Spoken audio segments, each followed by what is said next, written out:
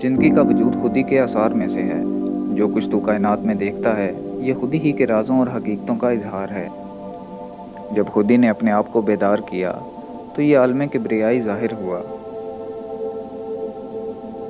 खुदी की ज़ात में सैकड़ों जहां मख्फी हैं।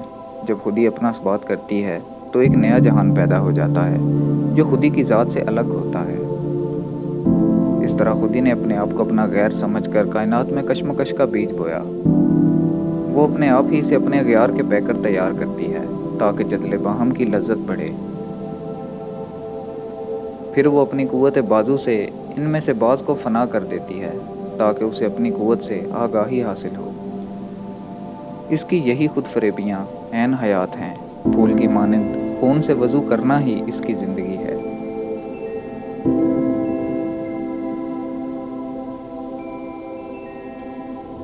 वो एक फूल की खातिर सैकड़ों गुलशनों का खून कर देती है। एक नगमे की खातिर सैकड़ों नाले बुलंद करती है। खुदी एक आसमान की खूबसूरती की खातिर सैकड़ों हिलाल लाती है। एक हर्फ समझाने के लिए सैकड़ों अंदाज से गुफ्तगू करती है। खुदी के इस इसराफ और बेदर्दी का जवाब तख्लीक और जमाल मानवी की तकमील है। शीरीं का हुस्न ही तो फरहाद के दुखों की बड़ी वजह है। एक मुश्कनाफे का हसूल खुतन के हज़ारों हिरनों की हलाकत का सबब है। परवानों की किस्मत में ये जो सोज़े बहम है जिसकी वजह से वो इतनी मुशक्क़त उठाते हैं, इसका जवाब एक शम्मा का वजूद है। खुदी के कल्म ने सैकड़ों इमरोज़ के नकूश बनाए और मिटाए ताकि एक हसीन कल की सुबह सामने लाए। इसके शोलों ने सैकड़ों इब्राहीम जला दिए ताकि एक मोहम्मद का चिराग रोशन हो। अमल के मकासद की खातिर खुदी कभी आमिल बनती है, कभी मामूल और कभी असबाबो ज़राए।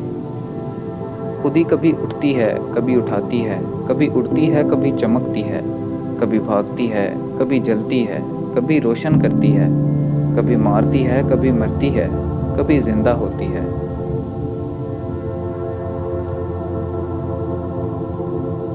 सारी कायनात की वुसअत इसकी दौड़ का मैदान है और आसमान इसकी गर्दे राह से ज़्यादा कदर व कीमत नहीं रखता।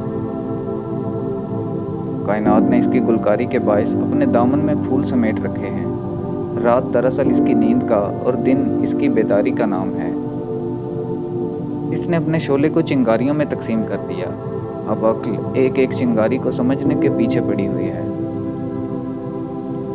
इसने अपनी ज़ात को तोड़कर इज्जा पैदा कर लिए। कुछ देर के लिए वो बिखरी तो सहरा की सूरत पैदा कर दी। फिर वो इस मुंतशिर और बिखरी हुई हालत से बेजार हो गई और अपनी ज़ात में सिमट कर पहाड़ की सूरत इख्तियार कर गई। अपना इजहार खुदी की फितरत है। हर ज़र्रे में खुदी की कुव्वत ख्वाह पैदा है।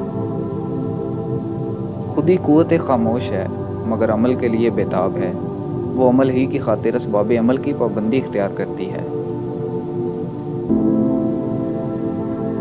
चूँकि इस जहान की ज़िंदगी का दारोमदार खुदी की कुव्वत पर है, इसलिए हर वजूद की ज़िंदगी का दर्जा इसकी खुदी के इस्तेहकाम के मुताबिक है। जब कतरा खुदी का सबक याद कर लेता है तो अपनी बेकीमत ज़िंदगी को कीमती मोती बना लेता है। खुदी की कमज़ोरी के बायस शराब का अपना कोई पैकर नहीं। इसे पैकर इख्तियार करने के लिए सागर का एहसान उठाना पड़ता है। अगरचे जामे शराब पैकर रखता है मगर वो गर्दिश हमसे उधार लेता है। जब पहाड़ अपने आप को छोड़ देता है तो बिखर कर सहरा बन जाता है। फिर समंदर के तूफान की शिकायत करने लगता है। मौज जब तक आगोशे बहर में मौज बनकर रहती है, वो समंदर के कंधों पर सवार रहती है। नूर ने अपनी खुदी से काम लेकर हल्के की शक्ल इख्तियार की तो वो आंख बन गया। फिर आंख ने जलवों की तलाश में झपकना सीखा। जब सब्ज़े ने अपने अंदर उगने की कुव्वत पैदा की तो इसकी हिम्मत ने बाग का सीना चाक कर दिया। शम्मा ने अपने आप को अपने आप से मुंसलिक कर लिया और इस तरह ज़र्रों से अपनी तामीर की। फिर जब इसने अपने आप को पिघलाना शुरू किया तो अपनी खुदी से दूर हो गई और बिलाखिर आंसू की तरह अपनी आंख से टपक पड़ी। अगर नगीना अपनी फितरत में पुख्ता तर होता तो वो उन जख्मों से बचा रहता जो इसे घड़ने के वक्त लगाए जाते हैं। अब इस पर गैर का नाम लिखा जाता है। اور اس کا کندھا دوسرے کے نام کے بوجھ سے زخمی ہوتا ہے۔ چونکہ زمین اپنی فطرت میں محکم ہے، اس لیے چاند ہمیشہ اس کے طواف کا پابند ہے۔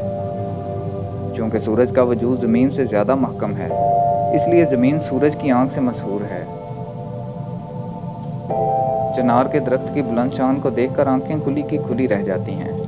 پہاڑ اس کی سطوت کو اپنی دولت سمجھتے ہیں۔ چنار کے لباس کا تانا بانا آگ سے ہے، کیونکہ اس کی اصل ایک بلند ہمت بیج سے ہے۔ جب خودی کو قوت حیات ملتی ہے تو وہ زندگی کی ندی سے سمندر پیدا کر لیتی ہے۔